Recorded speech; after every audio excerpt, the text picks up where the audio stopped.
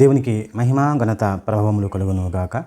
ప్రభునందు ప్రియమైన దేవుని వాళ్ళరా, ఆత్మకు అనుదిన ఆహారము అనే ఈ కార్యక్రమంలో మరొక చక్కటి అంశంతో ముందుకు సాగిపోదాం. భక్తిహీనత దాని ఫలాలు అనే ఈ అంశాన్ని మనం చెప్పుకోబోతూ ఉన్నాం. ప్రతిరోజు కూడా ఈ వాక్యాన్ని విని ఆధ్యాత్మికంగా బలం పొందుకుని కోరుకుంటూ ఆశిస్తూ ప్రార్థిస్తున్నాను. తండ్రి అయిన దేవానికి వందనాలు తెలియజేస్తూ ఉన్నాం. నీ పిల్లలుగా మీ మాటలు వినడానికి మా హృదయాన్ని సిద్ధం చేసుకుని ఉండగా వాక్యాన్ని బట్టి నడుచుటకు సహాయం చేయండి. మాలో ఉన్న భక్తిహీనతకు ఛాయలు తీసివేసి తండ్రి భక్తి కలిగిన మనసును తండ్రి మాకు కలగజేయమని, మీరే మహిమ పొందుకోమని క్రీస్తేశ్వర నామములో ప్రార్థన చేస్తాను మా పరమ తండ్రి. ఆమేన్. ప్రభునందు ప్రియమైన దేవుని వాళ్ళరా, ఈ ఉదయకాలమున ఆత్మకు అనుదిన ఆహారము అనే ఈ కార్యక్రమంలో ఒక చక్కటి వాక్య భాగాన్ని మనం జ్ఞాపకం చేసుకుందాం. భక్తిహీనత దాని ఫలాలు. భక్తి అనేది ఈరోజు చాలామందిలో కనబడుతున్న విషయమే. క్రైస్తవుల్లో భక్తి కనబడుతుంది, ముస్లిమ్స్లో భక్తి కనబడుతుంది, హైందవుల్లో భక్తి కనబడుతుంది. చివరికి దేవుని నమ్మని వారిలో కూడా వారు ఇష్టపడే, వారు ఆశపడే ఆ సైన్స్ మీద కూడా వారికి భక్తి కనబడుతుంది. భక్తి పుష్కలంగా సమాజంలో కనబడుతుంది, కానీ దాని పర్యవసానం, దాని ఫలాలు మాత్రము కనపడడం లేదు. పైకి భక్తి కనపడుతూ ఉంది, కానీ భక్తిలో ఉన్న ఆధ్యాత్మిక ఛాయలు లేదా దాని ఫలాలు మాత్రము కనపడడం లేదు. అంటే నేడు ఉంటున్న భక్తేనా? మనుషుల్లో కనబడుతున్న ఈ భక్తి నిజానికి దైవికంగా భక్తేనా అని ఆలోచన చేస్తున్నప్పుడు, భక్తి ఉంటున్నప్పుడు అక్కడ ఒక మంచి వాతావరణం, స్వచ్ఛత అనేది ఉంటుంది, కానీ అది లేదే.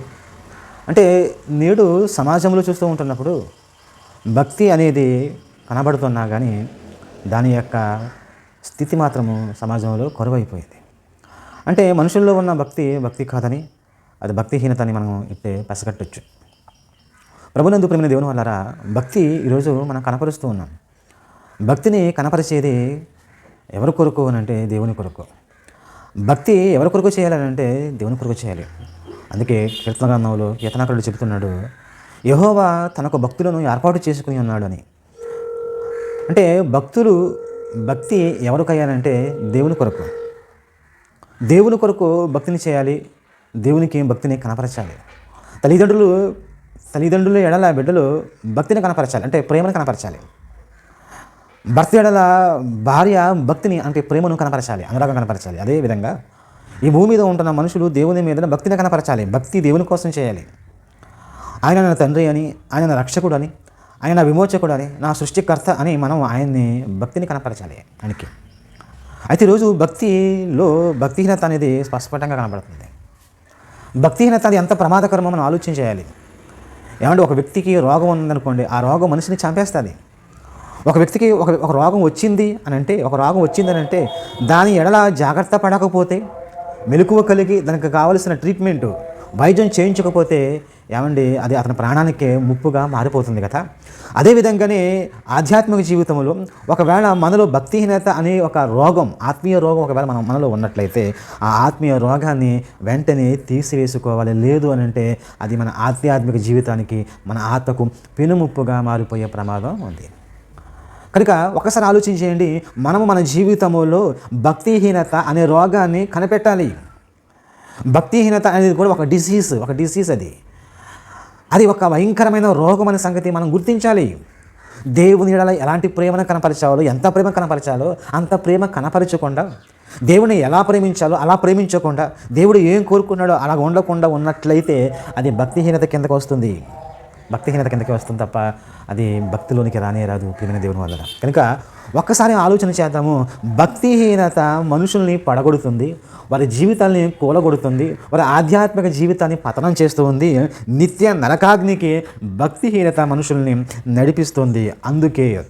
అందుకే ఈ భక్తిహీనత దాని ఫలాల గురించి తెలుసుకుని జాగుపడాలి. లేదంటే మెలకువ కలిగి మనం ఆధ్యాత్మిక జీవితంలో భక్తి ప్రధాన ముక్తి కోసం చక్కగా మనము సాగిపోవాలి. అందుకే బైబిల్లో ఏమని చదివిస్తూ ఉందో భక్తి దాని యొక్క ఫలాలలో ఒక మాటను జ్ఞాపకం చేసుకుందాం. సామెతల గ్రంథము 15వ సామెతల గ్రంథము 11వ అధ్యాయము 5వ వచనములో ఏమని రాయబడి ఉంది అని అంటే, యథార్థవంతుల నీతి వారి మార్గమును సరళము చేయును, భక్తిహీనుడు తన భక్తిహీనత చేతనే పడిపోవును. భక్తిహీనుడు తన భక్తిహీనత చేతనే పడిపోవును. భక్తిహీనత చేతనే పడిపోవును. ఈరోజు సమాజాన్ని చూస్తూ ఉంటున్నప్పుడు, క్రైస్తవులను చూస్తూ ఉంటున్నప్పుడు ఏంటి కష్టాలు, నష్టాలు, బాధలు, వ్యాధులు ఇవన్నీ వచ్చేస్తూ ఉంటాయి. చూస్తూ ఉంటాం, చాలాసార్లు చూస్తూ ఉంటాం. నిజానికి ఇవన్నీ ఎలా దాపురించాయి, ఎలా వచ్చాయి అని ఆలోచన చేస్తూ ఉంటున్నప్పుడు వారి భక్తిహీనత. వారు దేవునికి సరిగ్గా భక్తి చేయరు, దేవుని వారు సరిగ్గా ప్రేమించరు, దేవుని వారు సరిగ్గా కొలవరు, దేవుని ఆజ్ఞలకు వారు లోబడరు, దేవుడు ఏం చెబుతున్నాడు ఆ సందేశానికి విధేయత వాళ్ళు చూపించరు.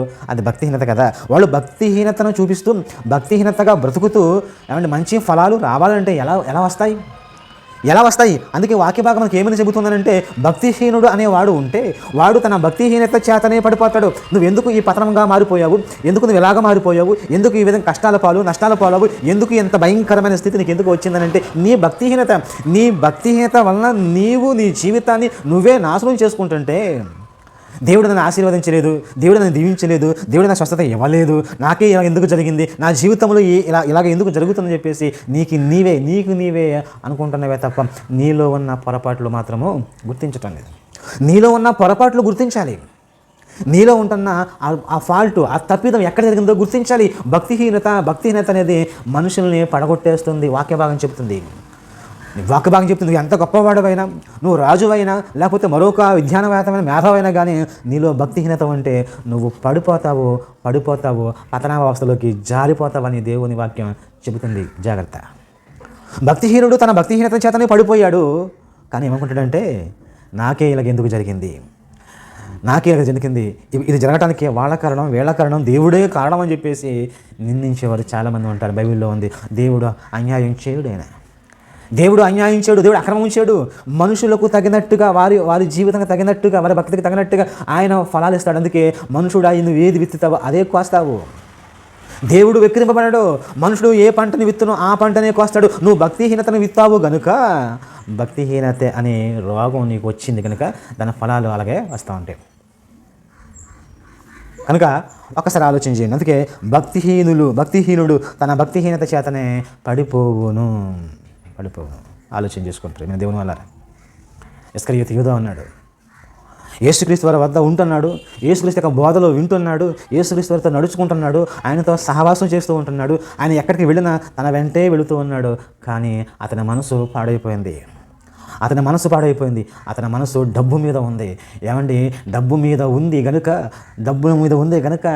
భక్తుడుగా చలామణి అవుతూ, భక్తుడుగా తన కనపరుచుకుంటూ, అపోస్తుడుగా తన కనపరుచుకుంటూ దేవుని ధనాన్ని దొంగిలిస్తూ ఉన్నాడు. చివరికి ఒకరోజు తన బోధకుడైన, తన గురువు గారైన క్రీస్తు వారిని ఆయన అప్పగించేశాడు, అమ్మి వేశాడు అనే సంగతి ఒకసారి ఆలోచించేయండి. భక్తిహీనత ఏం చేస్తుందంటే దొంగిలింప చేస్తుంది.